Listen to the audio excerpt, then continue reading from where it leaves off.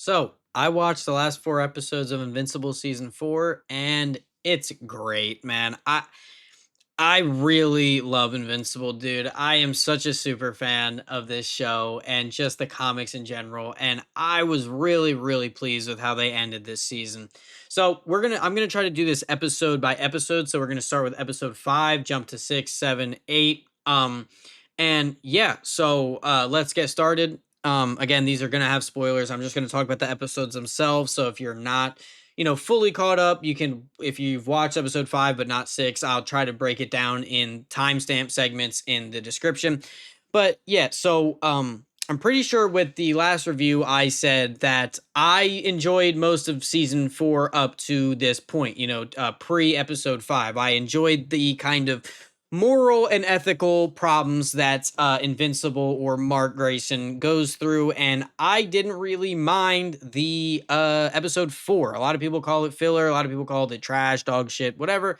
And that's valid criticism. That's understandable. If you didn't like it, I understand. But these last four episodes made up for that one episode entirely. So I loved it. But anyway, so episode five is basically Nolan and Alan coming back to Earth, basically to recruit Mark and to take them to the first the first Viltrumite War.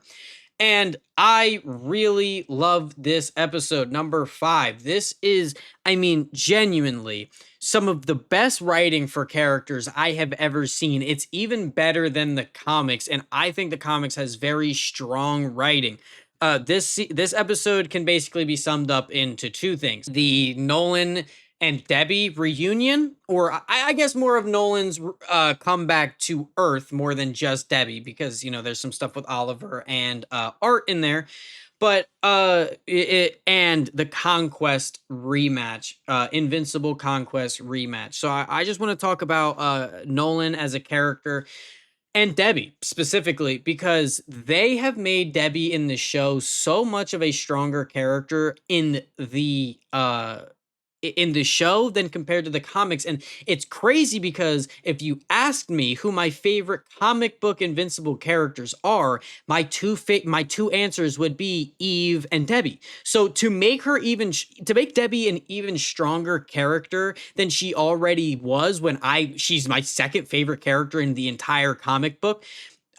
It's so good. And the thing I really like about this season as a whole is they really make Nolan work for it. It's not just, hey, I'm sorry. Oh, we love you, Nolan. It's not like that. He really has to actually try, and that goes for the rest of this whole season. I'm not just talking about episode 5 here. He really has to actively try. And you can see the thing I love about the dialogue in this episode is you can tell Nolan is trying, but it doesn't matter, because at a certain point, the things that Nolan did are unexcusable. All he can do is make up for now and or the future going forward. And it's so well done. The conversation between Nolan and Debbie is literally some of the best dialogue I have seen in any TV show. And I might be glazing, but I don't care. I enjoy it. It makes you feel so good.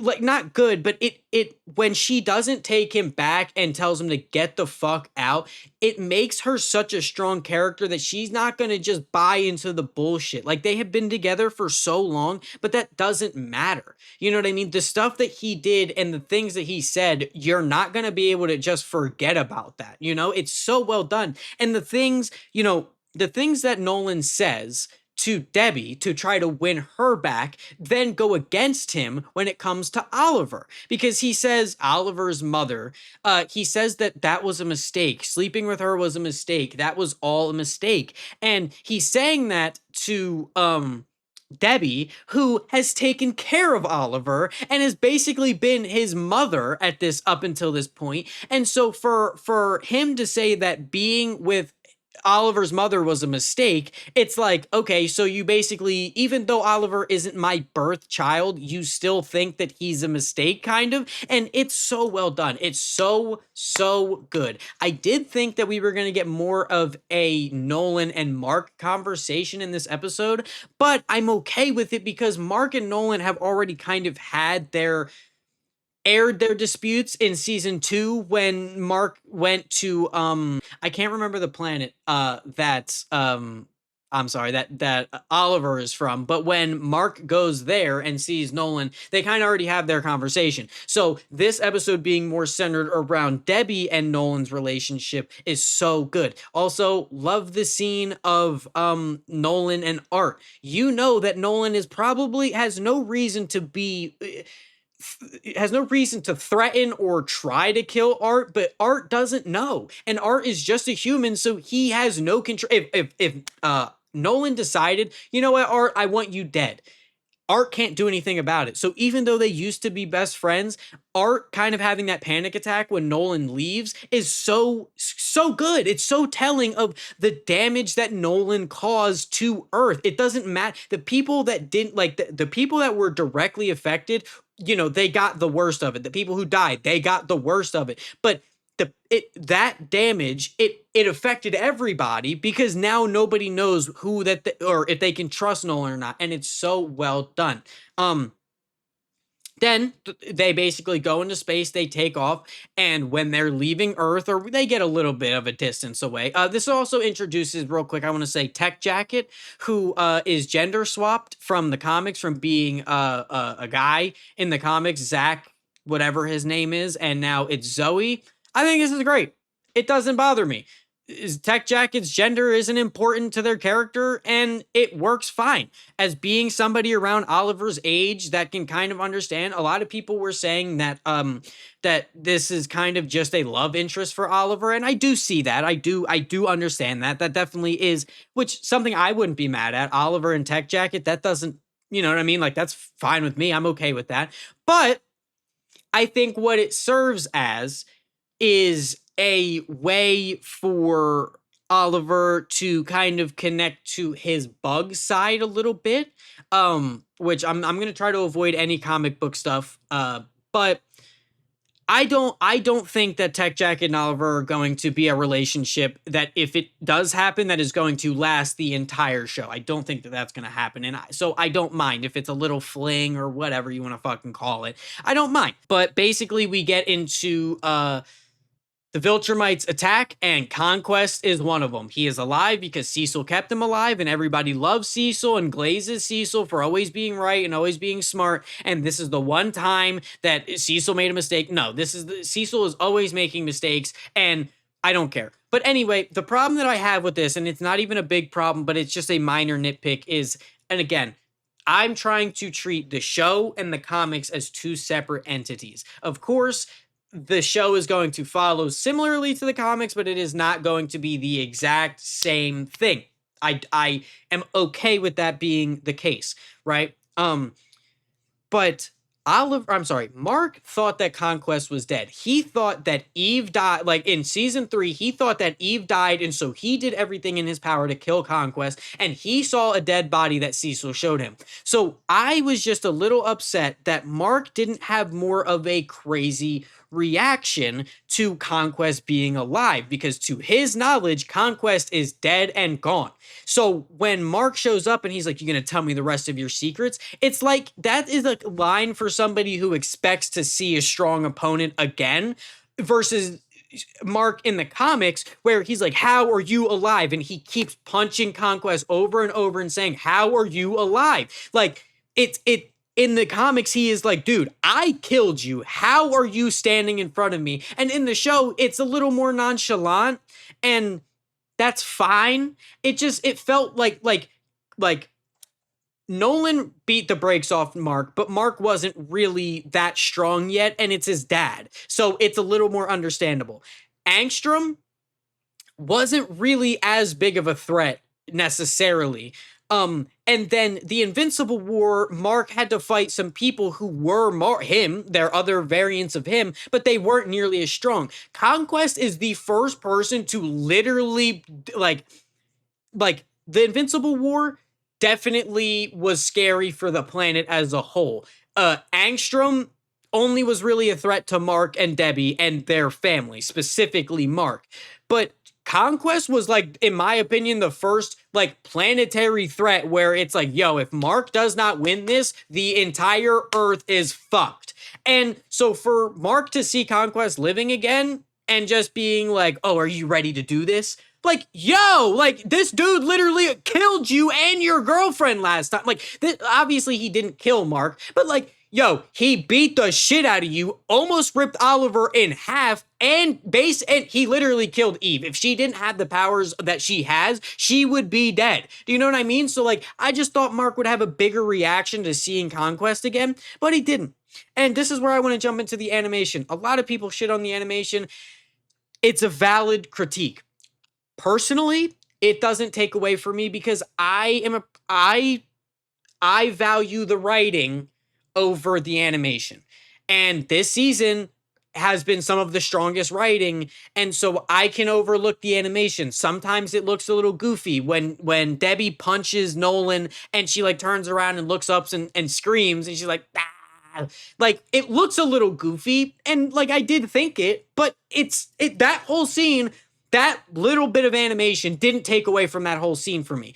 But you can tell when they really put their money into a fucking episode, because Mark vs. Conquest, when they get on that planet, dude, they are putting belt to ass on each other, and it is fucking great. That scene of Conquest about to literally cut fucking Oliver in half was so good. The lighting, it was so good. It literally was like, had me on the edge of my seat, because again, it's not the comics. It's not the comics. So I'm like, yo, at any point Oliver can get fucking chopped in half and it can be like, yo, we're going a new trajectory. You know what I mean? I just realized I spent 12 minutes talking about this one episode. This one's about to be long. But the animation on this episode, in this Conquest fight specifically, is fucking amazing, man. When and Mark's line is the same in the comics, and it's so good. He basically tells him, you're not going to breathe ever again, and he chokes him. And a lot of people online, and I'm going to get into this because I can't open my fucking phone without seeing it or hearing about it, about how the power scaling in this show sucks. Fine. If you don't like it, okay. Valid criticism, okay. One, I just want to say my problem with people on the internet is they bandwagon and hate on Invincible way more than other shows that have way worse writing. And it's just feels like everybody dogpiles Invincible. Like you don't hear people having valid criticism anymore. Like, you know, like every single week, these people are coming back to watch the new episode, and you could go, oh, well, they're fans. They want the show to be good. So do I. But they're like, the show has bad writing and bad power scaling. It's dog shit. Well, could you elaborate? No. It's just dog shit writing, power scaling, and animation. It's all just dog shit. Invincible's dog shit. And it's so frustrating when you like something, and then you're like, well, no, the animation here is good. And they're like, oh, you're defending a billionaire company? Dude, I'm not allowed to enjoy something or talk about something that I like. It's just super frustrating, and it's a problem that like I just wanted to say here, where they go, how is Mark able to strangle Conquest, and if they can hold their breath, like if it really takes you out of the show, okay, but for me, it makes so much sense from a writing standpoint. Mark was never going to be able to beat Conquest in a strength fight. It was about outlasting. He is invincible after all. So it makes sense that instead of trying to beat him with sheer strength, he just outlasted all the damage that Conquest could do, and he strangled him to death. It makes sense, and I like it, and I love it. I fucking love it. I don't care. Like I don't. The animation, you can shit on it. The writing, shit on it. Power scaling, shit on it. Sure, I don't care. I love it. I thought it was fucking great. For the themes and what it meant, I thought it was fucking great. And if you don't like it, that's okay. But can we stop just shitting on it just to shit on it because that's what other people are doing? It's so frustrating. Anyway, next episode, Mark is fucked up. Oh, you know, Conquest impales Mark straight through the stomach and is ripping his intestines out, and Mark strangles him, and he ends up, Conquest dies, but Mark is in a bad spot. So the next episode basically picks up with Nolan and Oliver patching up Mark and basically sitting on the planet until Mark heals, because they can't go to war and it's probably better off for them to stay there. And this is where we get Nolan and Oliver bonding. This episode is also fucking great because Mark is the main character. So, a lot of the relationships between characters happen to go through Mark, like Eve is a strong character because of her relationship with Mark. Mark is the main character. If Mark gets screen time and he's in a relationship with Eve, that means Eve gets screen time. They get time together. They get better as a couple, but also individual characters. That's how you build, right? But the thing about this episode is Mark isn't in it at all, except at the very end. But you get Nolan and Oliver bonding, which adds stakes and depth to their character that Mark's not a part of. So you have Mark's relationship with Oliver, then you have Mark's relationship with Nolan, but then you have Nolan and Oliver's relationship together that's separate from Mark. So when things happen to either Oliver or Nolan, the characters have their own sense of stakes, and it's so well done. It's so good. And also they're there for like 5 months or however long while Mark is healing. So you get it states or shows that Nolan and Oliver are training together, which is a good way to make Oliver able to keep up in the Viltrumite War, where a lot of the people that they're fighting are stronger beings. So how is Oliver going to be able to keep up? Well, he's been training with Nolan, who is one of the strongest characters in the show. That is it's a good way of making them bond, but it's also a good way of keeping Oliver in the mix a little bit, if you know what I mean by that. There's a scene where they're taking eggs from this creature that's on the planet, and Nolan's like, let's just fucking kill this thing and get it out of the way. And Oliver's like, no, we don't have to kill it. Like, first off, one, Nolan, if you kill the thing laying the eggs, then there's nothing laying eggs. But two, one, or 2 point A, or 2A point, whatever, Oliver is a bug from a bug race of a bug species of people, so it makes sense why Oliver would have a little bit of sympathy for a bug-like creature, because Oliver literally says it's just a mother protecting its eggs. That's all it's doing. Like, we see it as a creature because it's gross and nasty, but like all it's doing is protecting itself.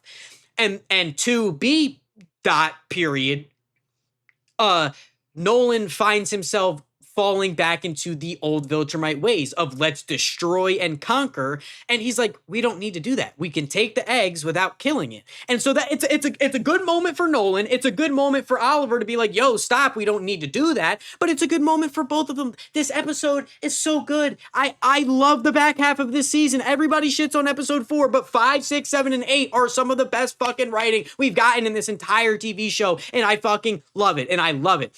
Okay. Episode 7. Or sorry, gonna jump back to 6 real quick. Mark wakes up fully healed. He's got a little bit of a stash and stuff going on to show how much time it's been since, or how much time has passed. And he goes to Conquest grave. Nolan built him a grave because even though Nolan isn't like a part of the Viltrumites anymore, he realizes that Conquest is just following orders similar to what Nolan was doing. He has a little bit of sympathy for Conquest in that regard. And Mark is like, yo, what happened to Conquest? And they're like, you killed him. And because basically Mark is like, oh, fuck, he beat me and he's still alive. And they're like, no, dude, you killed him, right? And then so the last like little end credit scene is it's like playing like suspenseful music and it's on Conquest grave. And now, mind you, again, I read the comics, but I was like, yo, are they about to do some shit that I'm not ready for? Is this motherfucker's gauntlet about to come out of the ground on some like fucking Evil Dead shit? You know what I mean? But no, and then it just, the music stops playing and then you just hear the wind and it's like, oh, okay, he's really dead. He's really dead. It was a good little fake out that even as a comic book reader, I was like, yo. But then, okay, episode 7. This is basically,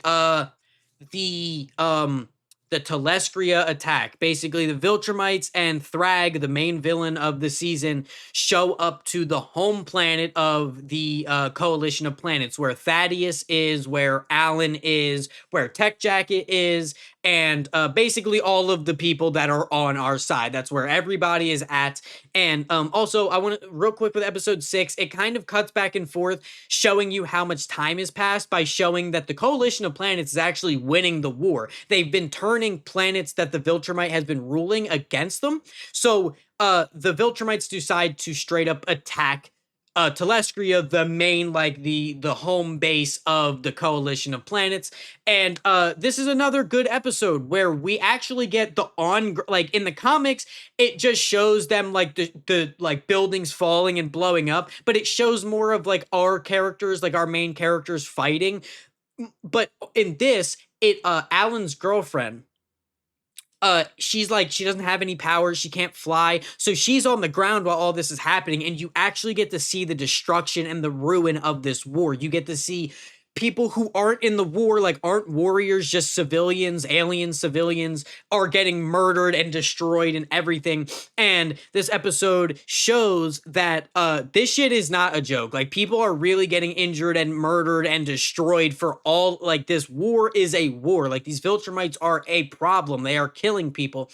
And it also shows Thaddeus in action for the first time. It shows okay, I was wrong.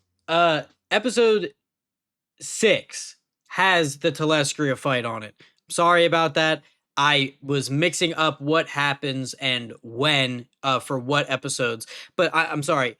Mark wakes up and then they go to Telestria, which is the final like fight on Telestria. And basically we see all of the damage that the Viltrumites cause. This episode has Thaddeus fighting General Krieg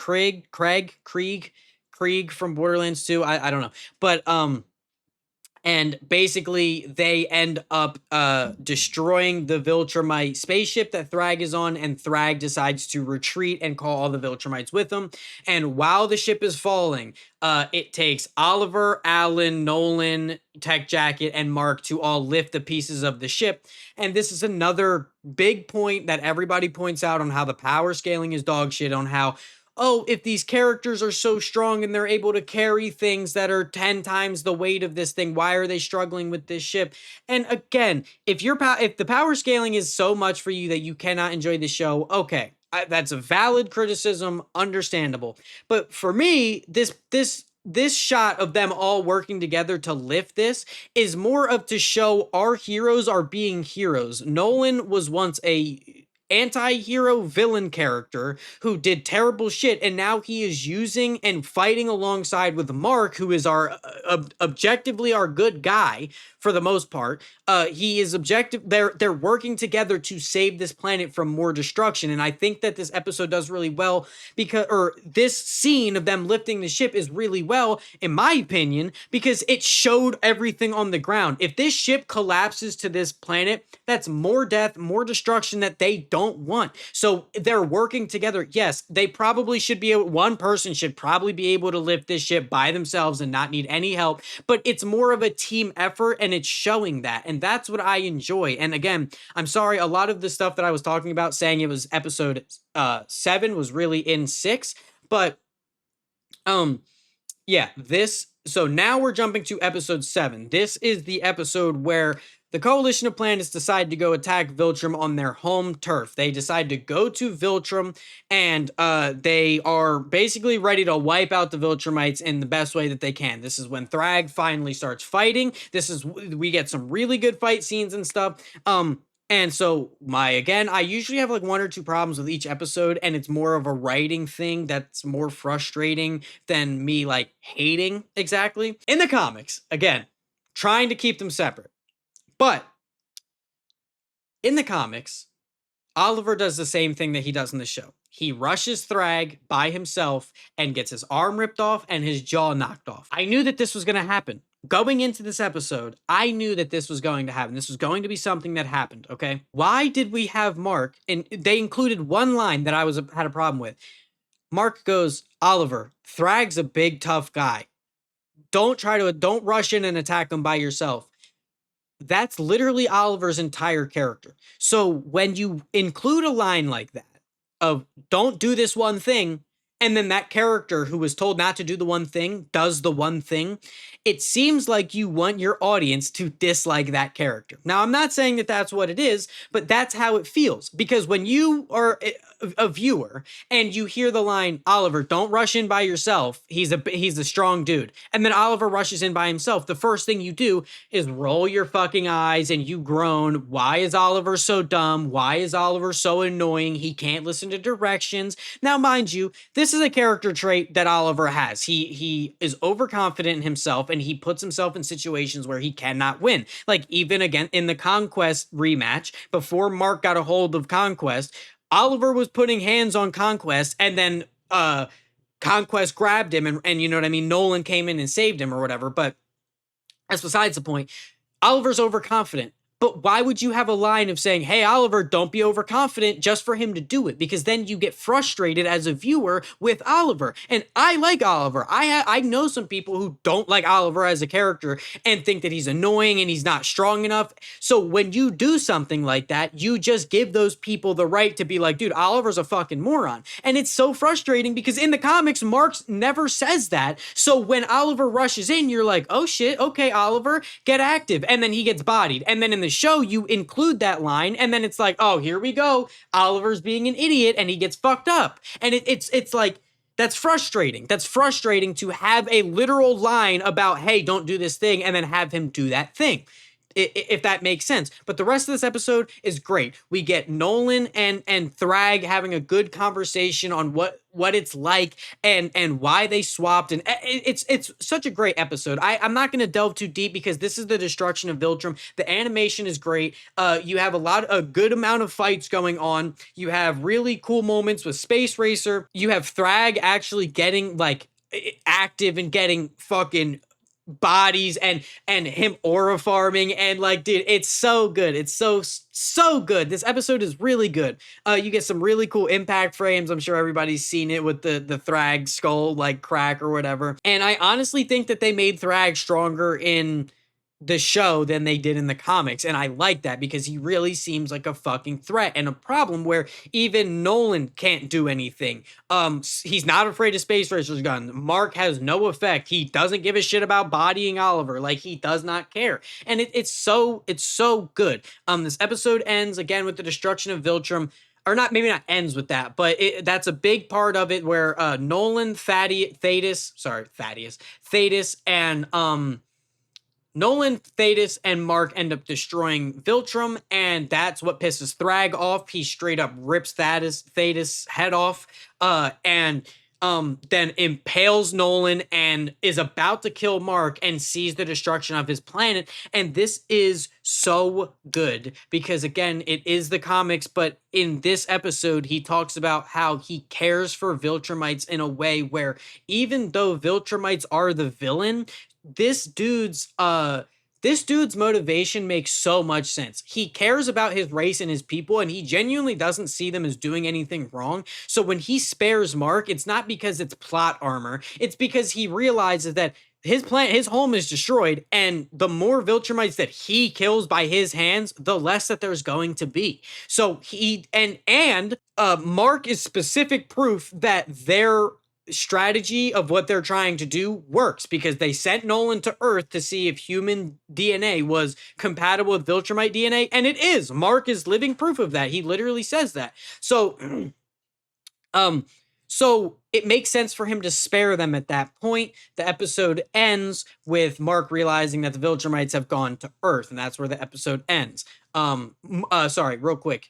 Some like quick things to wrap up. Oliver is getting healed in like a tube on Telescria. He does not go back to Earth with Mark and Nolan, who go back to Earth to basically check up on it and everything. Alan becomes not Grand Regent, that'd be the Viltrum thing, but he becomes the leader of the Coalition of Planets. And then we get to episode 8. So episode 8 starts with the Viltrumites showing up and literally like destroying Earth, and we're like, oh shit, it's getting real.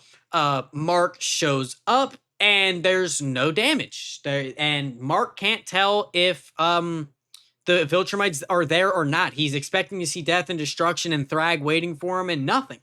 But he's having PTSD attacks. He is like he went and saw his mom, Debbie, and while he's talking to her, he envisions, and I'm just gonna spoil it and tell you, envisions Thrag ripping her, like killing Debbie, like ripping her head off. He goes and sees Cecil. He sees Thrag killing Cecil. He's walking in the park and with I think William or something like that, and he sees Thrag show up and kill everybody in the park, and it's all in his mind because of the stuff that he's gone through in this Viltrumite war between his dad getting impaled, Oliver getting destroyed, and this is something that brings me back to being frustrated with Mark not having a bigger reaction to conquest. If they were going to lead into the PTSD side of this war, wouldn't it make sense for Mark's arguably biggest PTSD trauma, Mark's biggest trauma, conquest, killed his girlfriend, who he loves, almost killed Oliver, almost took over the planet, and almost killed him.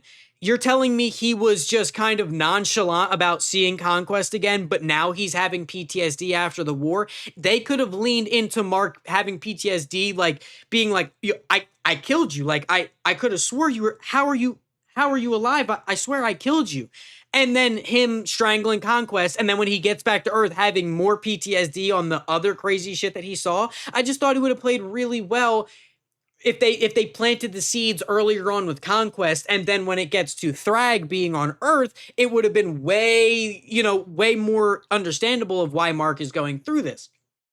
Gonna there's something I want to talk about after this, but basically Thrag is on the planet and Mark can't tell if he's actually seeing Thrag or not, or if it's another vision. Turns out it is Thrag, and Thrag basically gives him an ultimatum. He said, look, we are not going to destroy this planet. We are not going to harm any humans because we are going to repopulate the Viltrumite. Like the living Viltrumites are going to repopulate with humans, and we are going to bring back our race from the extinction. Now, you can either accept us doing that in silence, and we won't harm anybody, and you can accept that, or you can try to fight me, and fine. We will destroy the planet, which in turn will destroy all the Viltrumites because they won't have anybody to repopulate with. But all the humans are going to get destroyed. You know what I mean? So you got to pick one. Either save everybody and Viltrum and the Viltrumites, or nobody lives. And Mark is just like, I gotta accept it. And it's so good for his character because he's always been fight. He fought Conquest. He fought Angstrom. He fought back against his dad. He fought, the Invincible War. He fought this Viltrumite War. He's fought everybody. He's basically said, no, fuck your way. I'm going to do it my way. And he did it. And this one time, Mark is like, you win. How am I cannot beat Thrag. What am I supposed to do? That is that. In episode 5, didn't mention this because I kind of forgot about it, that this is when it was brought in. Eve finds out that she's pregnant. But she doesn't tell Mark because he's leaving for the war, so she doesn't want that hanging over his head or have him worrying about that. And so, in this episode, he gets back, and it's been months. It's been months and months and months. And she says that she got an abortion because she didn't know if he was dead or not, because he hadn't been back in literally months. And that she wasn't able to do it by herself between her powers. She couldn't use her powers. So like if so say Mark did die and the Viltrumites showed up. If Eve's powers use her like her metabolism or like use energy of hers. And basically it wouldn't be safe for her to use her powers while pregnant because her baby would need those nutrients and things that it costs her to use. So basically, if she uses her powers enough while she is pregnant, she will kill the baby. So she got an abortion. And this is why I love Mark and Eve's relationship. Mark doesn't get mad. Mark immediately blames himself for not being there. And it's so good because he could easily get mad and be like, why didn't you tell me? You didn't think this would be good information for me to know, or you didn't think to just stick through it? No, he's completely understanding. And he's like, I'm so sorry that I left you alone. Like, I can't believe I did that. I'm so sorry. And it's so good. It's so good. And I'm not even going to mention the fucking losers on the internet that are like, Eve's a baby killer. fuck you and fuck your fucking feelings. I don't care, man. I'm sorry, dude. I don't want to get political and whatever. I'm not going to, but it's a fictional character and it's some of the best fucking writing we've ever gotten. I don't care. Mark and Eve's relationship is so good. Eve is a top 3 character in the show, and Mark's reaction to all this information is so good that they are so strongly connected. It's so good. This season was so fucking amazing. I loved it. That's really all I have to say. I basically, as things came up, I stated my problems or my loves or my enjoyments, and it's so good. Also, real quick, this season does, or it does end with Paul during the time jump of Mark and Nolan coming from Telestria back to Earth. It states that Paul and Debbie broke up, and they're just friends now. And Debbie is going to Telestria with Nolan, to check up on Oliver. And I think that's a great way to get them to give them time to mend their relationship, or maybe not mend it, but to push forward on something new. And I really love this, man. This episode, or this review, is 40 minutes. Best character award or trophy. This is very hard. I'm not gonna lie. This is very hard because I want to get rid of my personal biases, because again, I love Debbie. I'm gonna get rid of my personal biases. It's Nolan. Come on. It's Nolan. We all know that Nolan's the best written in this season. From episode 5 to 8, he is hands down the best written character, and it's so well done. Anyway, let me know your thoughts on this season. I loved it. If you hated it, if you thought the animation was dog shit, the power scaling, all that nonsense, which your opinion is your opinion, you're allowed to have it, but let me know what you thought. I really want to talk about this. I love Invincible. Again, I've read all the comics and I can't wait. I do hope that they, honestly, as much as I love getting yearly Invincible, if they need to take 2 years to get the animation right and get their writing perfect, which I think their writing is already great and perfect as it is, it doesn't need to change. But the longer that they wait to push stuff out, the better it'll look, which then makes the writing stronger. The animation doesn't make the writing stronger in a sense of um the writing actually being better, but if people would stop bitching about the animation, they could actually enjoy the writing for how good it is, if that makes sense. But yeah, let me know what you guys think. Thank you for watching. Have a good day.